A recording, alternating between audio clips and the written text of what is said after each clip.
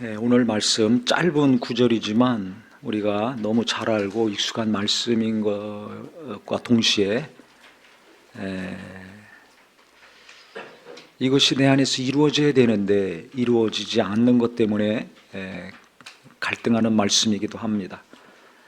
이 네 구절 가운데 우리가 항상 원하는 것이 4절과 7절 앞뒤에 다 들어 있습니다. 우리가 원하는 게 뭡니까? 기뻐하는 삶이죠.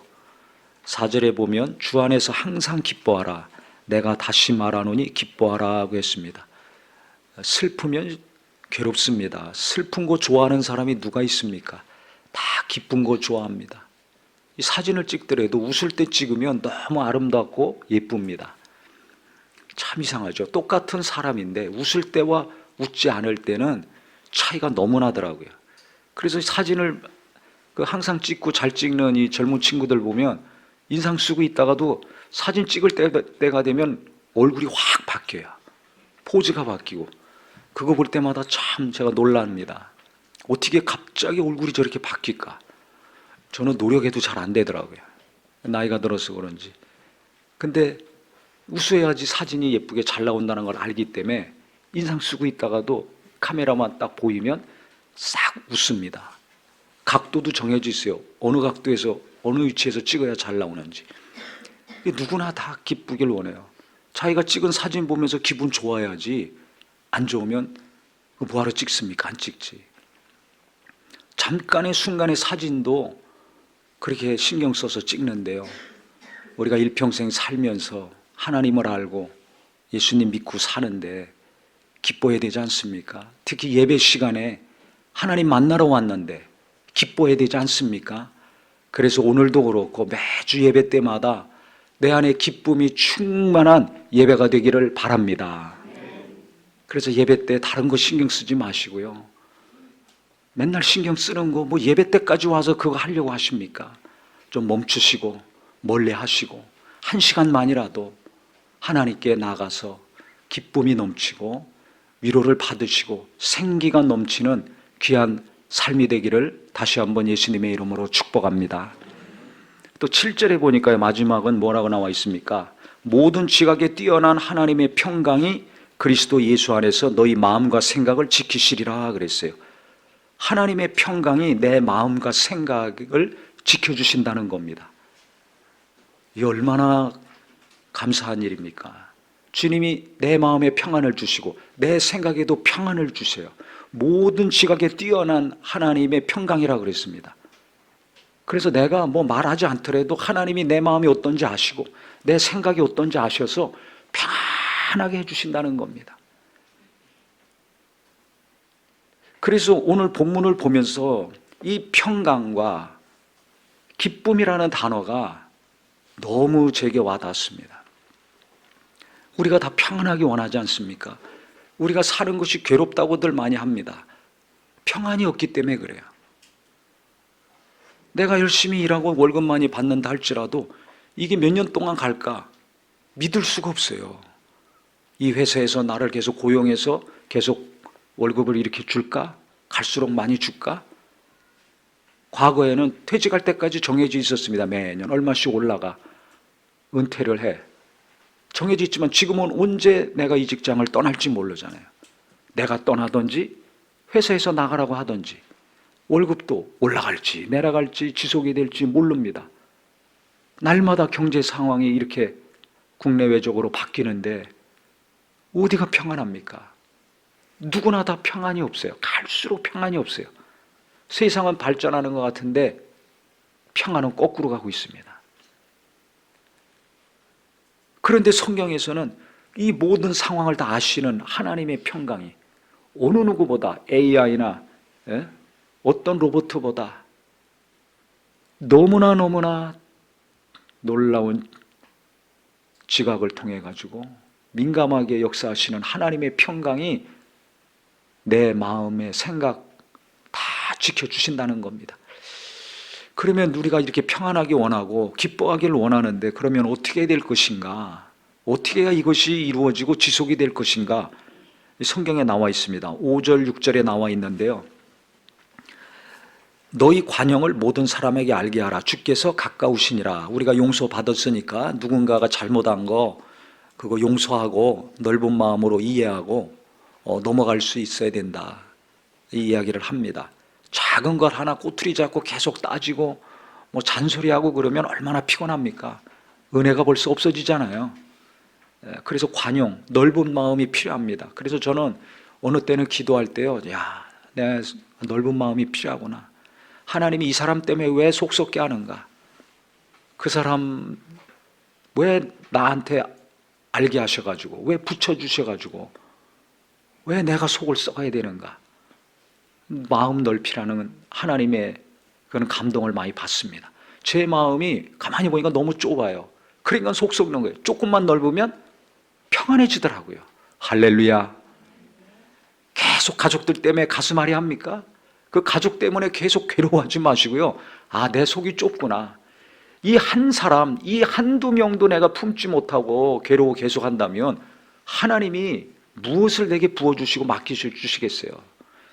우리는 좋은 거, 큰 거 너무 좋아하잖아요. 그것을 하나님이 우리에게 맡겨주셔야 되는데, 한 영혼을 구원하라고 했는데, 제자 삼으라고 하셨는데, 다른 사람을 전도해서 구원해서 제자 삼으라고 하셨는데, 아니 일평생 같이 사는 가족도 내가 품지 못하면 어떻게 다른 사람 맡겨주시겠습니까? 주님이 가장 원하시고 바라시는 제자 삼어라, 이게 이루어지지 않아요.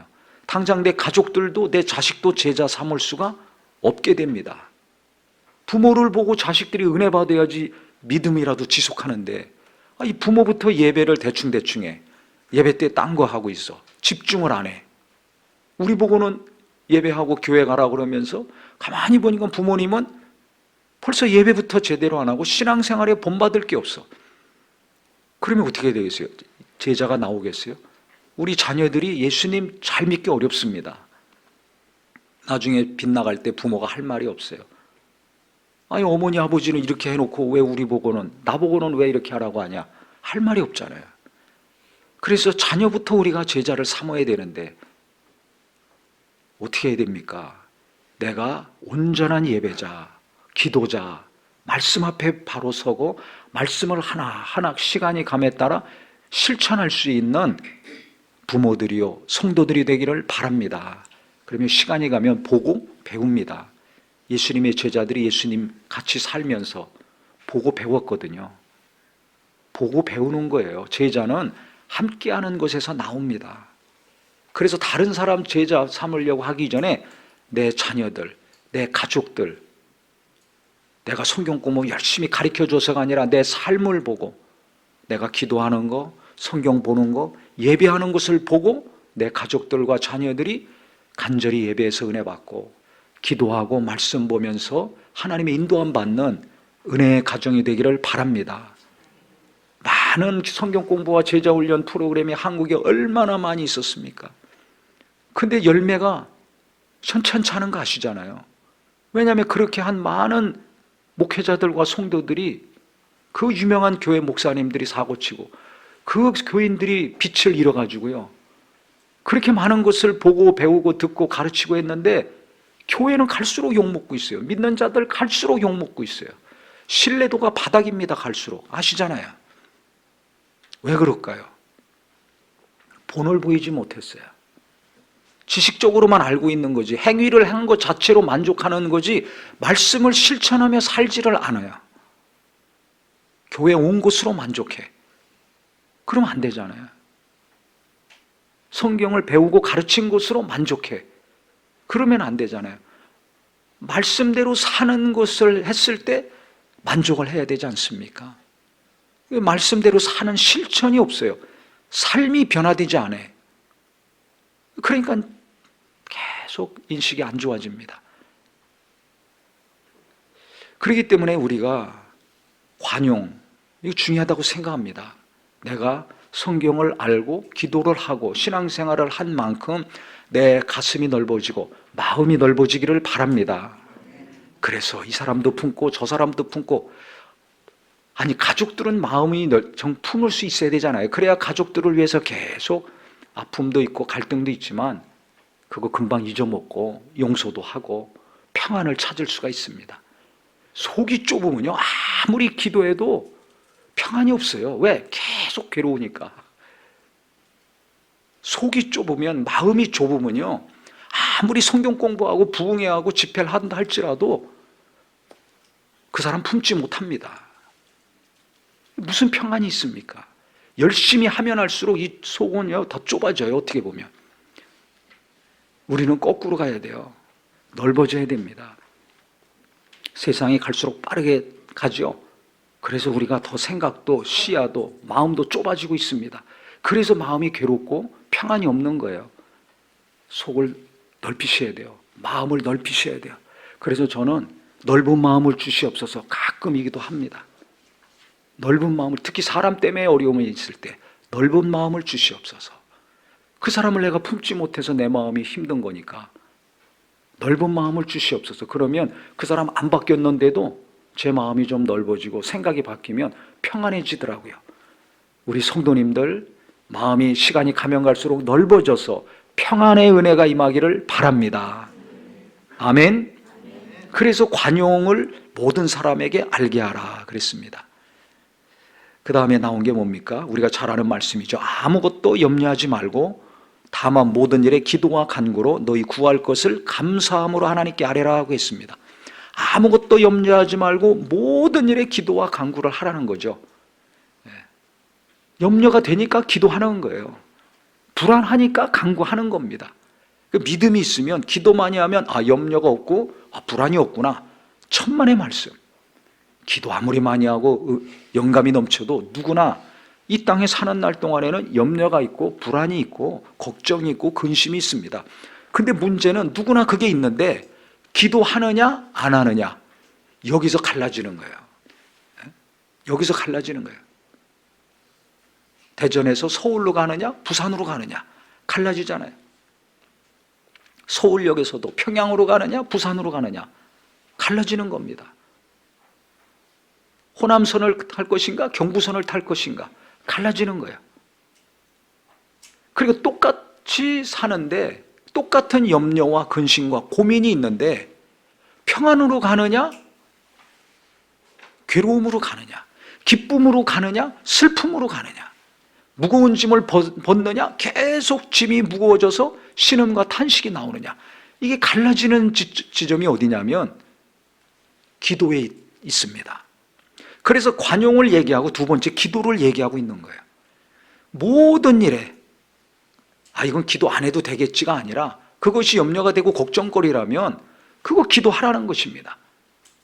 이건 문제가 안 됐는데 내가 염려가 돼 불안해, 그거 기도하라는 것입니다. 사람의 일이건 사업의 일이건 학업의 일이건 진로의 일이건 자기 개인적인 성품이건 직업이건 명예퇴직 이유건 은퇴한 이유건 어떤 상황에서든지 어떤 일에든지 관계없이 기도하라는 거예요.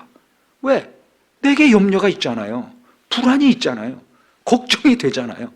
그거 가지고 살지 말고 하나님은 우리 마음에 평안하길 원하시고 평안을 주시는 분이에요. 기쁨을 주시는 분이에요. 믿으십니까? 그러니까 내게 평안이 없고 기쁨이 없으면 뭘 해야 됩니까? 기도해야 됩니다. 근데 문제는 이걸 우리가 알아요. 모르는 게 아니에요. 기도해야 되는 거 알지만 기도가 잘 됩니까? 안 됩니까? 이게 어렵거든요. 과거에 열심히 기도했던 분도 어느 순간에 이제 기도를 멈추고 안 하거나 못 하게 되면 그 다음에 또 기도를 하기가 어렵습니다. 이게 어려워요. 운동도 열심히 하다가 멈췄어요. 또 하려면 잘 안 되시죠? 똑같습니다. 모든 이치가. 계속 할 때는 모르는데 하다가 안 하고 중단된 상태에서 다시 하려면 이게 많은 노력과 의지가 좀 필요합니다. 그렇기 때문에 노력을 하시고 도움을 구하셔야 됩니다. 평안하고 기뻐하길 원하는데 기도가 안 돼. 염려하고 걱정하고 근심하는 것들은 갈수록 많아지잖아요. 그런데 내가 기도를 못하고 있으면 평안을 얻을 수가 없어요. 기뻐할 수가 없는 거예요. 근데 계속 기도하면 안 되고 힘들지만 노력을 하고 도움을 구하고 같이 하는 거죠. 그래서 혼자 하기 어려우면 같이 해야 됩니다. 가족이 하든지 목장에서 하든지 친한 사람하고 하든지. 그래서 우리가 목장에서 카톡 매일 올릴 때 일주일에 몇 번을 하든지 5분이라도 짧은 시간이라도 기도한 거 같이 올리고 한 장을 성경 읽더라도 일주일에 한두 번만 하더라도 부끄럽게 생각하지 말고 하시라고 했잖아요. 그 계속 하다 보면 이게 습관이 되고 짧은 시간이라도 지속적으로 할 수가 있습니다. 일주일에 2번 하던 3번 하던 날마다 하든지 계속 할 수가 있습니다. 그러면 이게 속도가 붙습니다. 계속 5분이 10분 되고 10분이 20분 되고 30분 되고 기도고 성경 읽는 것이 이게 되거든요. 그래서 다시 한번 제가 말씀드리는데요, 그거 하기 어려우신 분들은 나는 안 돼, 그리고 끝내지 마세요. 포기하지 마세요. 그러면 평강과 기쁨은 성경에 있는 단어고 어느 누구가 하는 것이지 내게는 없는 것이 됩니다. 하나님이 주시는 평안과 기쁨이 내 안에 있어야 되지 않습니까? 그러려면 기도가 오늘부터라도 시작되기를 주님의 이름으로 축원합니다. 기도와 간구로 모든 일에 하라는 겁니다. 염려만 하지 말고 두려워만 하지 말고 고민만 하지 말고 그 염려와 고민과 걱정, 근심거리를 하나님께 아뢰라는 거예요. 계속 아뢰라는 겁니다. 감사함으로 아뢰라고 하는 거예요. 근데 아니 처음부터 감사가 나옵니까? 기도도 안 되는데, 기도도 못 하는데 무슨 처음부터 감사가 나와요? 근데 계속 기도하다 보면요, 나중에 기도가 깊이 들어가면 하나님이 내 기도를 들으신다는 걸 내가 알고 응답을 주실 거라는 걸 내가 알게 됩니다. 그래서 기도하면서 감사 기도가 저절로 나옵니다. 물이요, 컵에 차다가 더 계속 물이 쏟아지면 어떻게 돼요? 흘러 넘치죠. 한 것처럼 계속해서 기도하다 보면 하나님의 은혜가 흘러 넘쳐요.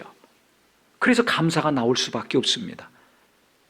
그때 우리의 마음이 평안해지고 기쁨이 넘치게 됩니다. 이것을 체험한 분들은 이게 뭔 소리인지 압니다. 왜? 겪어봤으니까. 근데 요즘 이렇게 기도 가운데 위로받고 힘을 얻고 평강과 기쁨을 얻고 사는 분들이 있고, 걱정하고 근심하고 염려하고 기도 못하고 사는 분들이 있죠. 이건 어느 때나 그렇습니다. 그런데 저는 우리 모든 성도님들이, 청년들도 그렇고 우리 학생들도 그렇고 기도하는 쪽으로 마음과 생각을 옮기셔가지고요, 혼자 할 수 있으면 하시고 같이 도움을 청하셔서 부끄러워하지 마시고 같이 하셔서 지금보다 마음이 평안하고 지금보다 마음이 기뻐할 수 있는 심령들이 됐으면 좋겠어요. 이제 간절한 소망입니다. 왜냐하면 너무 찌들리고 눌리고 탄식하는 분들이 갈수록 많아지기 때문에 그렇습니다. 그러면 여기서 누가 나를 건져줍니까? 어디서 평안이 나오냐 이거예요. 어디서 기쁨을 얻느냐 이겁니다. 돈 많이 벌면 되겠지. 벌어보셔서 알잖아요. 한때 기쁨이죠. 그것이 계속 내게 기쁨을 줍니까? 평안을 줍니까? 아니라는 거 아시잖아요. 그렇기 때문에 은혜와 진리가 충만하신 분은 예수님이니까, 하나님이시니까 그분이 모든 지각에 뛰어난 평강이라 그랬어요. 내가 상상할 수 없고 어느 컴퓨터나 로봇도 예측할 수 없는 그 놀라운 감각과 지각을 가지시고 내게 평안을 주신다는 겁니다. 기도할 때 이걸 주신다는 거예요. 그래서 저도요, 계속 기도하다 보면 복잡하고 막 답답하고 하지만 계속 기도하다 보면 기도하기 싫죠. 왜? 해결이 안 되니까. 그래도 계속 하는 거예요. 계속 하다 보면 뭔가 마음이 정리가 되고 평안해지는 순간이 찾아옵니다. 이 말씀이 사실이라니까요. 평안이 오는 순간이 있어요. 그 다음에 어떻게 돼요? 평안이 왔다는 건 정리가 된 거예요. 위로를 받고 회복이 된 거예요. 상한 감정이 치유가 된 겁니다. 그러니까 평안해지죠. 그래서 계속 기도하다 보면 성령님께서 우리 마음을 어루만지셔서 감정을 치료해 주세요. 마음을 치료해 주시고 회복시켜 주십니다. 이런저런 것 때문에 화가 나고 상처받고 눌리고 찌들린 내 마음과 영혼을 하나님이 계속 만져주셔서 치료를 해주세요. 회복이 됩니다. 그러니까 평안해지는 거예요. 그래서 계속 기도하는 게 중요합니다. 기도하다 보면 이게 돼요. 이 기도가 어렵습니까? 그러면 다른 사람 위해서 기도해 보세요. 가족들 위해서, 교인들 위해서, 목사님 위해서, 선교사님들 위해서. 저도 기도가 어려울 때가 있습니다. 그러면 교인들 위해서 기도합니다. 계속 기도합니다. 교인들 삶이 어려우니까. 또 선교사님들 위해서도 기도하고, 가족들 위해서 기도하고. 그러다 보면요, 1시간, 2시간 가면 저절로 기도가 잘 돼요. 이제 발동이 걸려가지고 기름칠이 돼가지고요, 잘 됩니다. 그러면 이제 저를 위해서 기도하고, 필요한 거 위해서 기도하고, 여러 가지를 위해서 기도하죠. 처음부터 목사도 기도 잘 안 됩니다. 인간이기 때문에. 저도 걱정, 염려, 근심거리가 많아요. 기도하다 보면 하기 어렵죠. 그 계속 하다 보면 나중에 시간이 어느 정도 되면 그때부터 잘 되는 거예요. 누구나 그렇습니다. 그래 계속 기도하다 보면요, 심령이 평안해집니다. 하나님이 치유하시고 회복시켜 주시고, 그 다음에 정리가 돼요. 생각도 평안해집니다. 그 다음에 계속 기도하고 하나님 앞에 머물고 하나님의 인도하심을 구하고, 묻는 기도 우리가 계속 들어서 알지 않습니까? 하다 보면요, 그 다음에 제가 고민하는 문제, 어떻게 해야 됩니까?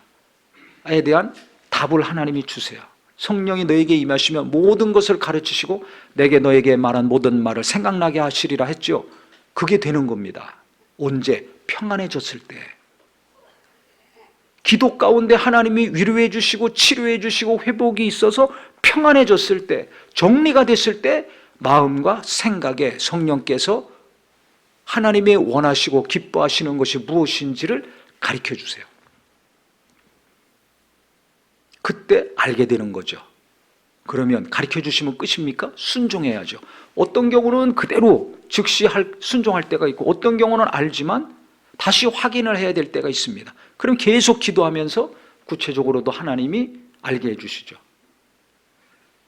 근데 중요한 것은 불순종할 때가 있어요. 이건 도무지 순종하기 어려워. 그럼 어떻게 합니까? 내 원대로 마옵시고 주의 원대로 하시옵소서. 겟세마네 기도처럼, 주님 이거 순종하기 어려운데 어떻게 합니까? 계속 기도를 해야 되는데, 그때 순종을 위해서 기도하는 경우는 드뭅니다. 대부분 못하니까 불순종하는 상태에서 그냥 가다가 어떤 일이 생기면, 주로 이제 어려운 일이 생기는 거죠. 고난의 일이 생깁니다. 그러면 그때 깨닫고 돌이키든지, 아니면 말씀을 보고 듣고 읽으면서 그 말씀을 깨닫고 돌이키든지 하죠. 그래서 어떤 사건을 통해서 깨닫고 돌이키고 순종할 때가 있고, 말씀을 통해서 찔림받고 돌이킬 때가 있습니다. 중요한 것은 하나님은 하나님의 뜻을 이루시고자 하는 마음이 있고, 그것을 우리가 이룰 때 내게 기쁨이 생기고 평안이 더 깊어진다는 사실입니다. 그러니까 이 기쁨과 평안도 단계가 있더라고요. 기도하면서 평안과 기쁨이 생기고요, 잔잔한 기쁨이 생기고, 그 다음에 순종하면 더 큰 기쁨과 평안이 생깁니다. 이 놀라운 하나님이 주시는 평안과 기쁨을 우리가 기도 가운데, 어렵지만 같이 기도하면서 또 정해놓고 기도하면서 계속해서 체험하시기를 바랍니다. 저는 지난 주간 신방을 갔는데요, 지금 교회 계속 마스크 쓰고 다니셨잖아요. 신방 가면 이제 마스크 벗으니까, 마스크 벗고 얼굴을 잘 보니까 깜짝 놀랐어요. 왜냐하면 그 여자 성도님이었는데 얼굴이 너무 이뻐진 거예요. 제가 알던 그분이 아니에요. 완전 딴 사람이 됐어요. 그래서 제가 너무 놀랐습니다. 그 어떻게 이렇게 이뻐졌는가? 거기 있는 분들이 다 그렇게 이뻐졌더라고요. 실제 얼굴에서 빛이 나요. 얼굴이 진짜 바뀌었어요. 과거의 얼굴이 아니에요. 슬픔과 걱정과 염려와 근심으로 찌들렸던, 한숨과 탄식과 날카로운 가시만이 나왔던 얼굴이었는데, 우울하고 칙칙하고 어두운 얼굴이었는데 환하고 밝은 얼굴로 바뀌었어요. 평강이 있으니까, 기쁨이 있으니까 얼굴이 바뀌는 거죠. 그 실제 기쁨이 있어요. 하나님이 기도에 응답해 주시고 함께 해 주신 것들을 계속 얘기합니다. 간증이 계속 나와요. 하나님이 함께 하신 이야기들이. 그래서 계속 기쁘고 웃습니다. 그래서 제가 여러 가지 충격받았습니다. 그 밥을 먹으러 갔습니다. 간단한 거 그냥 했으면 좋은데 막 코스 요리가 나오는 거. 그래 이게 비용이 많이 들 텐데, 여러 명이 신방했는데 이거 어떻게 하느냐, 누가 밥값 내는 거냐 그랬더니 자기가 전도해서 성경 공부하고 있는 그 사람이 내는 거래요. 본인이 내는 게 아니라. 그게 또 한 번 놀랐습니다. 제가 밥 얻어 먹으면서 우리 교회도 안 나오는 사람이 예약을 하고 밥값을 지불해서 먹은 경우는 아마 처음인 것 같아요. 30년 신방을 다녔지만. 그게 무슨 일인가 사정을 잘 들어보니까 이분이 그렇게 암울한 사정에 있었는데 계속 기도를 한 거예요. 기도할 수 없었는데 그 사람을 위해서 기도해 준 분들이 있었겠죠. 위로하고 격려하고. 그래서 목장에 소속해서 신앙생활하는 게 중요하다는 걸 제가 절감했습니다. 혼자 있었으면 그렇게 됐겠어요? 누군가 나는 기도 못하지만 기도해 주고, 나는 숨 쉴 수 없지만 한숨만 나오지만 누군가 나를 위해서 격려해 주고 끊임없이 포기하지 않고 도움을 주는 사람이 있었는 거죠. 그래서 결국 그분이 하나님이 또 크게 은혜를 베풀어 주셔가지고 기도하게 된 거예요. 그러면서 말씀이 깨달아지고 은혜가 되기 시작한 겁니다. 그러니까 영혼이 힘을 얻잖아요. 그러니까 또 힘을 얻으니까 그 힘을 또 기도하는 데 쏟은 거죠. 그래서 이분이 회복이 돼가지고 그렇게 기쁨으로 평강 가운데 신앙생활하고 있는데 자기가 근무하는 상사인데요, 그 원장인데 그분을 전도한 거예요. 그래서 그분하고 수요일마다 둘이 예배하고 성경 공부를 지금 하고 있습니다. 그래서 그 원장이 감동이 돼가지고 신방 온다니까 목사님이 자기가 예약해서 밥값을 냈다는 거예요. 그래 너무 고마워가지고 그냥 갈 수 있습니까? 그분 기도를 해줘야지. 찾아갔습니다. 그래서 잠깐 기도해 줬습니다. 1분도 안 되죠. 가가지고 짧게 기도해 줬는데요, 복을 빌어줬는데 제가 또 그때 놀랐습니다. 이분이 하는 얘기가 뭐냐면 목사님이 오신다고 그래서 기도해 주시니까 제 심장이 지금 떨립니다. 아니 생전 처음 보는 사람이고 그 다음에 짧게 1분도 안 되는 기도를 해줬는데 심장이 떨리다는 거예요. 그건 뭘 의미합니까? 목사님이 자기한테 오고 자기가 경영하는 사무실에 와가지고 기도해 준다는 것 자체를 너무 고맙게 여기고 귀하게 여기는 거죠. 사모함이 있었던 거예요. 교회도 아직 다니지 않는 사람입니다. 그럼 어떻게 이런 일이 일어났는가? 이분이요, 기도를 한 거예요. 학원이 갑자기 경영이 어려워지니까 학생들이 떨어져 나가고 원장이 얼마나 근심이 많겠어요. 그러니까 이분이 거기 근무하는 분인데, 가르치는 분인데 내가 기도해야 되겠다. 그래서 일찍 나와가지고요 30분 동안 그 학원을 위해서 막 계속 기도했다는 겁니다. 그 원장이 알 거 아니에요. 그 기도를 계속 했는데 여기저기서 갑자기 전화가 막 온다는 거야. 문의 전화가 오고 학생들이 막 오고. 그러니까 이 원장님 깜짝 놀란 겁니다. 아니 저분이 기도하니까 학생들이 막 오네, 전화가 막 오네. 그래서 기도하면 하나님이 들으시고 하나님이 뭔가 도우시는구나. 이걸 불신자고 기독교에 대해서 굉장히 배타적인 사람이었는데 이걸 안 거죠. 그래서 전도를 했어요. 근데 이게 먹혀 들어간 겁니다. 첫 번째는 기도 응답이 이루어지는 걸 자기가 봤고, 두 번째는 이분이 변화된 걸 본 거예요. 제가 보고 놀란 것보다 그분은 더 놀란 거예요. 오랜 동안 같이 일했는데 그 이전에는 굉장히 시니컬하고 냉소적이고 어떤 표정으로 말하고 행했는지 너무 잘할 거 아니에요, 날마다 보니까. 근데 어느 날 보니까 사람이 바뀌었어요. 얼굴에서 빛이 나고 밝아지고 긍정적이 되고 사람이 완전히 바뀌었어요. 딴 사람이 됐어요. 하나님 때문에 그렇다는 걸 알게 되니까 하나님께 마음을 연 겁니다. 그래서 이분이 예수님을 믿고 같이 성경 공부하고 수요일마다 예배를 한다는 거예요. 그러다가 이제 식사 대접하는 일이 일어나고 기도를 받는 일까지 된 거죠. 이런 것을 보면서 만약에 기도를 안 했으면 어떻게 될 것인가? 그분 안에 있는 걱정, 염려, 근심, 불안은 더 커졌을 거 아닙니까? 그런데 그것이 줄어들고 대신 어떤 것이 채워지고 늘어났습니까? 평안과 기쁨이 계속 커지고 늘어나요. 그러니까 옆에 같이 있는 분도 기도 못하고 성경도 못 보는 분도 도전을 받아가지고요, 다른 사람이 기도하고 성경 보는 것은 당연한 거예요. 저 사람들은 열심히 원래 그렇게 했으니까. 그리고 자기는 별 도전을 못 받았는데 이분이 이렇게 변화된 걸 보고서 야, 저분이 저렇게 변화됐으면 나도 할 수 있겠구나. 그래서 이분도 5분부터 도전을 한 거예요. 제가 주일날 몇 달 전에 얘기했죠. 5분이라도 해보라고. 그 5분 그냥 아마 기도도 안 되니까 가만히 있다가 못하다가 계속 가만히 있다가 조금이라도 기도해보고 조금이라도 해보고 하다가 5분 된 거예요. 기도 5분, 성경 보는 거 5분 하다가 지금 한 30분씩 한다는 겁니다. 몇 달 지나니까 이제 시간이 늘어나서 30분 기도도 하고 1시간 말씀 채우는 거죠. 제가 이런 얘기를 쭉 들으면서 하나님 말씀은 살아있다.